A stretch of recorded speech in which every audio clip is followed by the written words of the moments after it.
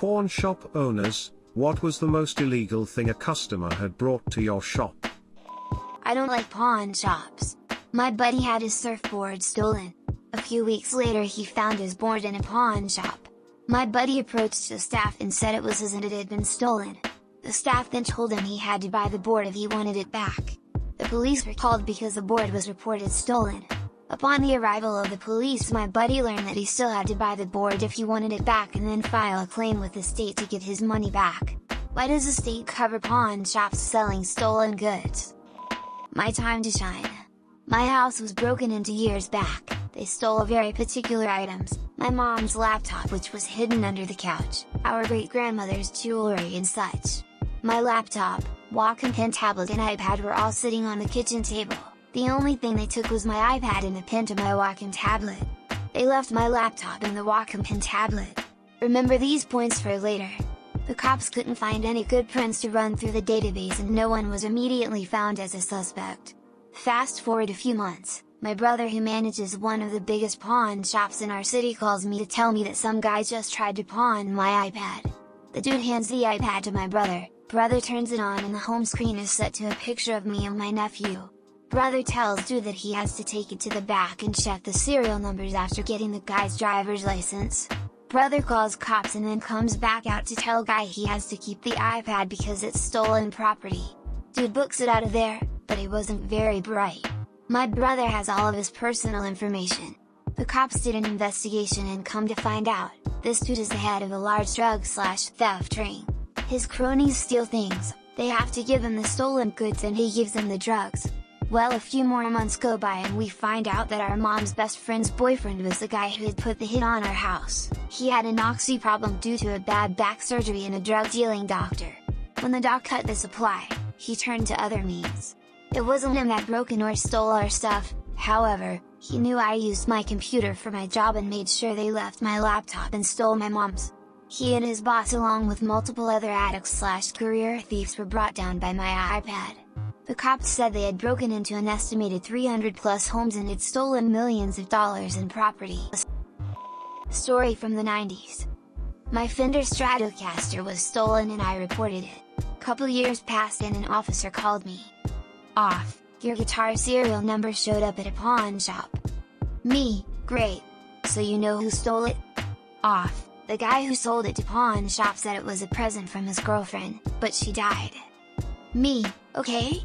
So I get my guitar back? Off, no. The pawn shop already sold it. Me, don't they have to check serial numbers? Off, yeah, but that can take 30 days and we can expect them to hold on to this stuff forever. Me, what? So what do I do now? Off, nothing really. Me, so why are you calling me? Off, just thought you would want to know. Bye. Source, my true story. Most stuff isn't even worth the time to report it stolen. Not relevant to the title, but I was at a local pawn shop and I shit you not, there was a fucking Dyson Airblade hand dryer for $500 for sale.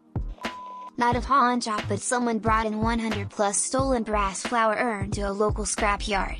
The flower urns fit into a grave marker and flip over and fit into a hole in the top of a grave marker when not in use. Some a-hole thought he would get away with stealing as many as he could get in a single load. He brought it to the scrap yard and an employee told him he had to leave the urns because his boss would have to approve the purchase first. The scrap yard calls the police after the guy left and he had left a fake phone number and never came back. I guess he figured the gig was up and bailed. The flower urns typically cost $300 a piece to replace. I think they found the cemetery their heir stolen from and returned. A locksmith machine, the one that makes key copies.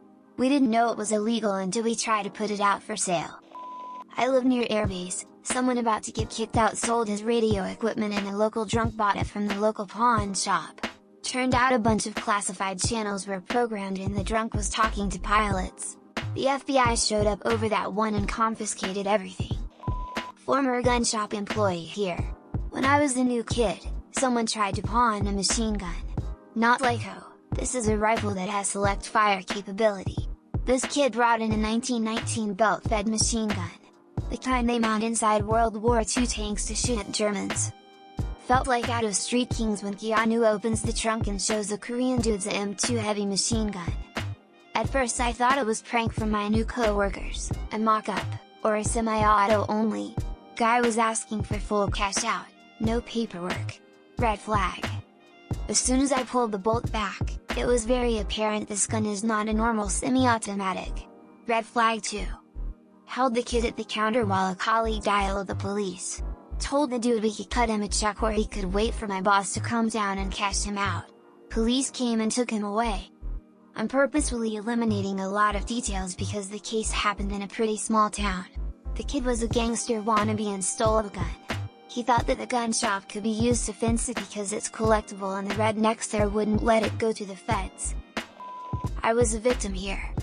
Had a helmet stolen off my motorcycle outside a friend's house. This helmet was almost $1,000 and I literally turned my back for a minute. Some kid came in the gate, snatched my helmet and ran off. 2 days later, after filing a stolen item notification report with 3 big pawn shops in my area, I got a call that they had my showy helmet.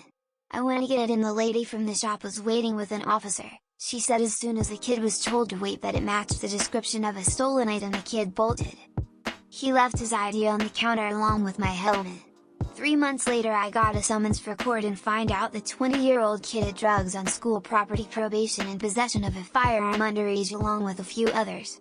He got hit with grand larceny over my helmet and through our court site I found out he got 3 years in prison for larceny and probation violation. I felt it was excessive, but play stupid games, win stupid prizes, won't toss him here.